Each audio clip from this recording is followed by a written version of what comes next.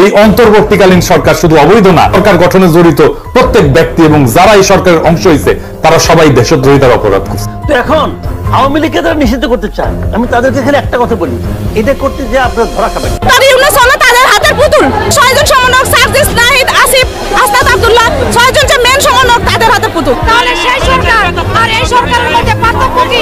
সেই সরকার আর এই সরকারের মধ্যে পার্থক্য কি? মোহাম্মদ ইউনূস স্যার 6 ঘন্টা সময় দিলাম আমরা ছাত্ররা, যদি 6 ঘন্টা আমাদের দাবিকে মেনে নেওয়া না হয় আমরা আবারও গণভবন ঘেরাও করা হবে। ডক্টর ইউনূসকে যে সরকার প্রধান করা হলো, সমন্বয়কের তাৎক্ষণিক সিদ্ধান্ত নাকি এটা আপনি বা আপনাদের কাছে কোনো মতামত চাওয়া হয়েছে? কারণ আমরা জানি যে ডক্টর ইউনূসের নামটা যেখান থেকে এসেছিল বা ছাত্র বলতে ছাত্ররা তো একটা ভুল সিদ্ধান্ত নিয়েছে, কিন্তু এখন তো আপনি এর মধ্যে পড়ে গিয়েছে। এখন তো যতটা সম্ভব তাকে যদি আমরা বোঝাতে পারি, যতটা সম্ভব আমরা আগাইতে পারি চেষ্টা। আসসালামু আলাইকুম দর্শকরা, আজকের ভিডিওটা অত্যন্ত গুরুত্বপূর্ণ হতে যাচ্ছে, তাই শুরুতে বলবো পুরো ভিডিওটি কন্টিনিউ করেন, তাহলে এই ভিডিওর মাধ্যমে অনেক কিছু জানতে পারবেন। আমাকে গরু ছাগলের মতো ব্যবহার করছে, আমাকে ফুটবলের মতো লাথি মেরে ফেলে দিচ্ছে। সরকার ডক্টর ইউনূস বর্তমান সরকার কি দেশ চালাতে পারবে না, কথা বলতে পারি নাই, বরং তারা আমাদের ব্যাপারে নেগেটিভ অ্যাক্টিভিটিস, নেগেটিভ বিষয়গুলা গুজব আকারে ছড়িয়েছে। নাকি লাস্ট 15 ইয়ার্স এখন আপনারা এনজিও মার্কা সরকার করে আপনারা ভাগ বাটোয়ারার ক্ষেত্র বসাবেন। সরকার যেমন গঠন করেছি, নামাইতে বেশি সময় লাগবে না। সমন্বয়কদের যে বাড়াবাড়ি, এটি এখন বিরক্তির চরম সীমান্তে পৌঁছে গিয়েছে।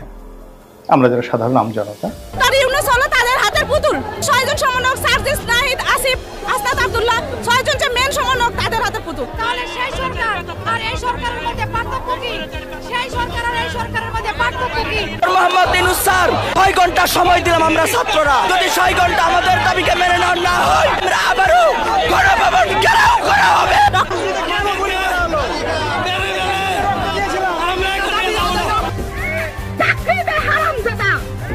শালায় বলতে পারবে না যে শান্তিতে আছে, যে শালায় বলবে যে শান্তিতে আছে চোর, আর ডাইরেক্ট চোর। তৈরি পোশাক কারখানা নিরাপত্তা দিতে সরকার ব্যর্থ হয়েছে বলে অভিযোগ করেছেন গার্মেন্টস মালিকরা। ডক্টর ইউনূস এক কাম করেন তো কাকু, আপনি রিজাইন করেন, শুনুন ক্ষমতা ছাড়েন। শেখ হাসিনা দেশ ত্যাগের পর দেশে শান্তি ও পুনঃসংস্কার করার জন্য অন্তর্বর্তীকালীন উপদেষ্টা হিসেবে দায়িত্ব নিয়েছিলেন ডক্টর ইউনূস। তবে ডক্টর ইউনূস দায়িত্ব নেওয়ার পরও বিগত কয়েকদিনে একটি উন্নয়ন করতে পারেননি দেশের জন্য। আর ডক্টর মোহাম্মদ ইউনূসকে এই জায়গাটায় বসানোর জন্য গত বছর থেকে কাজ করছিলাম।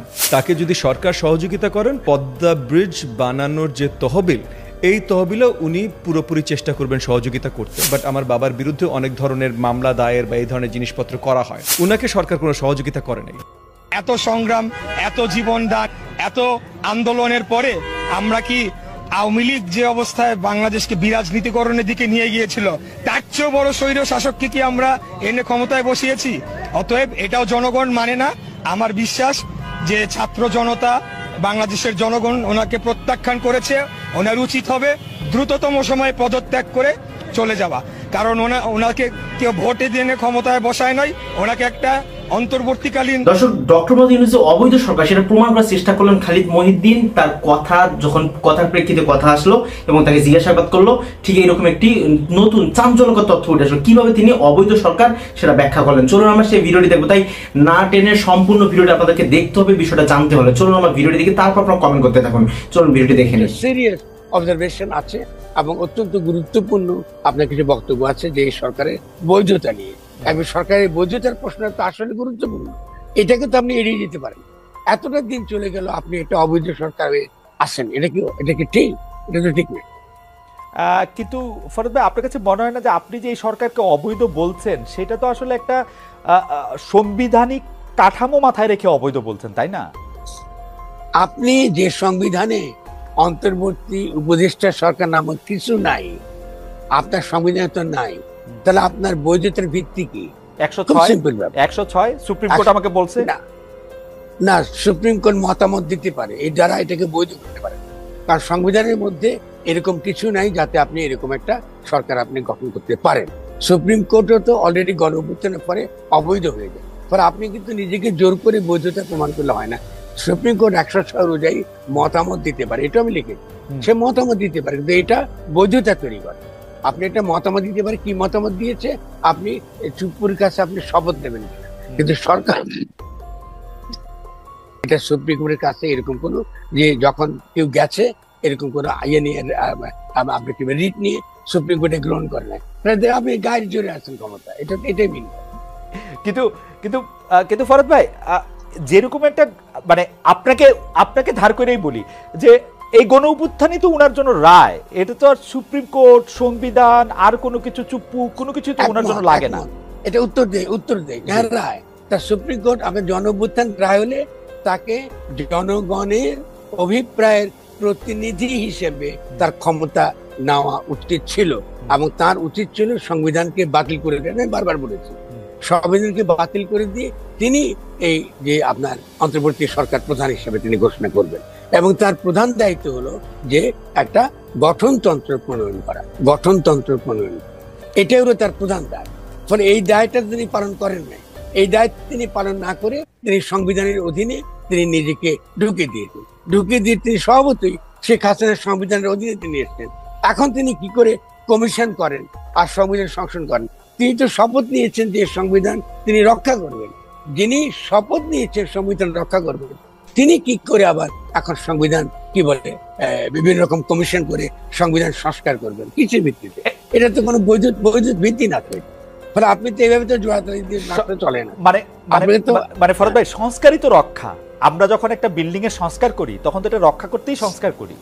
তো আপনি যখন এই বিল্ডিং এ বানান না, কি নিয়ে সংস্কার করবেন? আপনার তো রাষ্ট্রটাই গঠন করেন না, কি সংস্কার করবেন? এগুলো তো আজগবি কথা। আপনি তো রাষ্ট্র আগে তো গঠন করতে হবে, আগে তো রাষ্ট্রটা বানাইতে হবে। আপনি 72 পারেন নাই, আর আপনি এবারও পারলেন এতটা বছর পরে। তাহলে যদি না পারেন, এটা তো ভয়ানক ব্যাপার, এটা সাংঘাতিক রকম একটা ক্ষতির মধ্যে পড়ে গেলাম আমরা আবারও 50 বছর পিছিয়ে পড়ে গেলাম।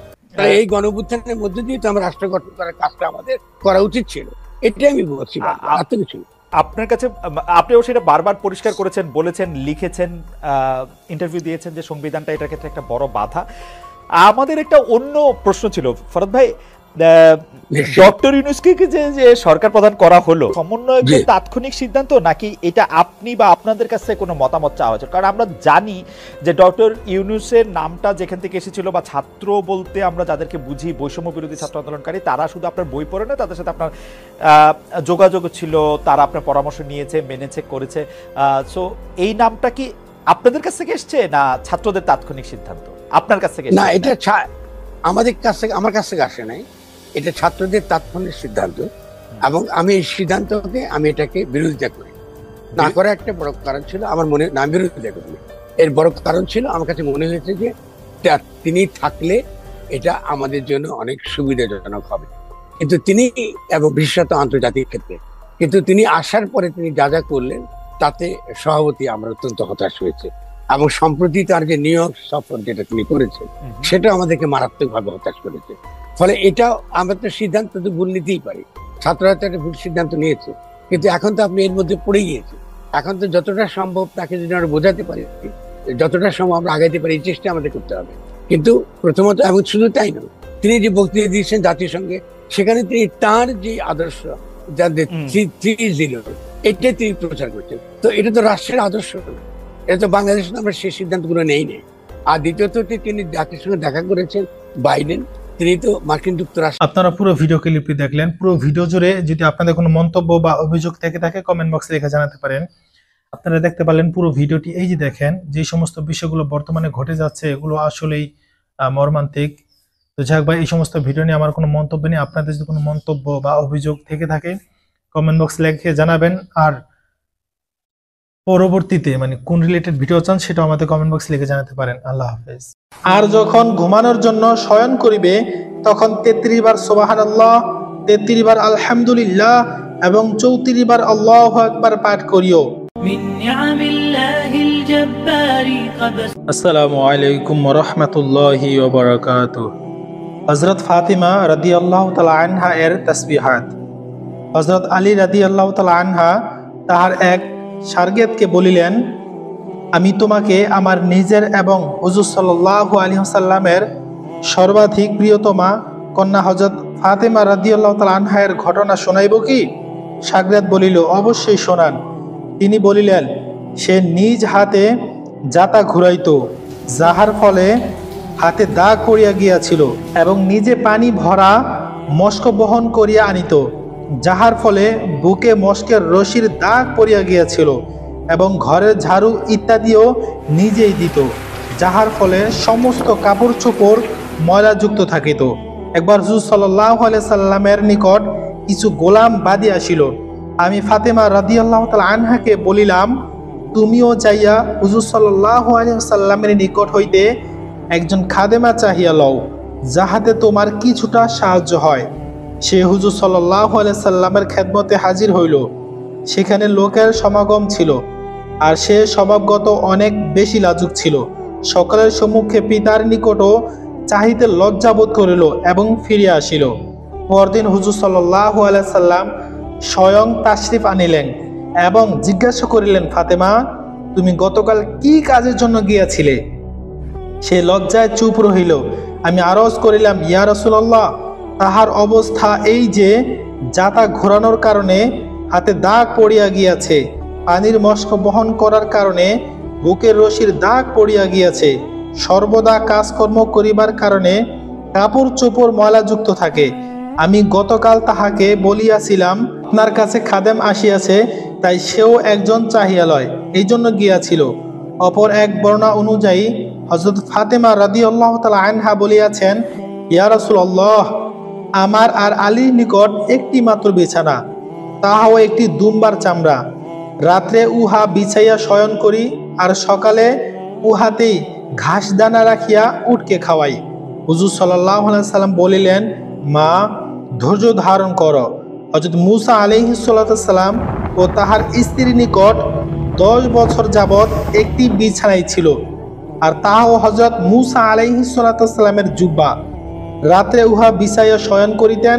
তুমি তাকে অর্জন করো, আল্লাহকে ভয় করো, আপন পরওয়ারদিগারের হুকুম আদায় করতে থাকো, ঘরের কাজকর্ম আঞ্জাম দিতে থাকো, আর যখন ঘুমানোর জন্য শয়ন করিবে তখন 33 বার সুবহানাল্লাহ, 33 বার আলহামদুলিল্লাহ এবং 34 বার আল্লাহু আকবার পাঠ করিও।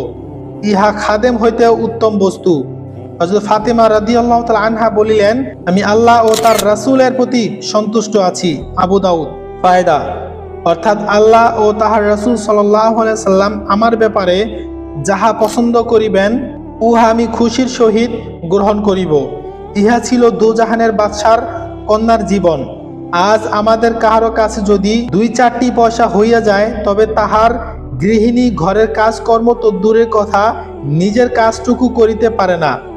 পায়খানার বদনাটিও চাকরানিকেই রাখিয়া আসিতে হয়। উল্লেখিত ঘটনার কেবল শয়নকালে উক্ত তাসবিহ পাঠ করার কথা বর্ণিত রহিয়াছে। অপর হাদিসে প্রত্যেক নামাজের পর 3টি কালেমা 33 বার পাঠ করিয়া এবং একবার লা ইলাহা ইল্লাল্লাহু ওয়াহদাহু লা শারীকা লাহু লাহুল মুলকু ওয়া লাহুল হামদু ওয়া হুয়া আলা কুল্লি শাইইন কাদির পড়ার কথা বর্ণিত হয়েছে।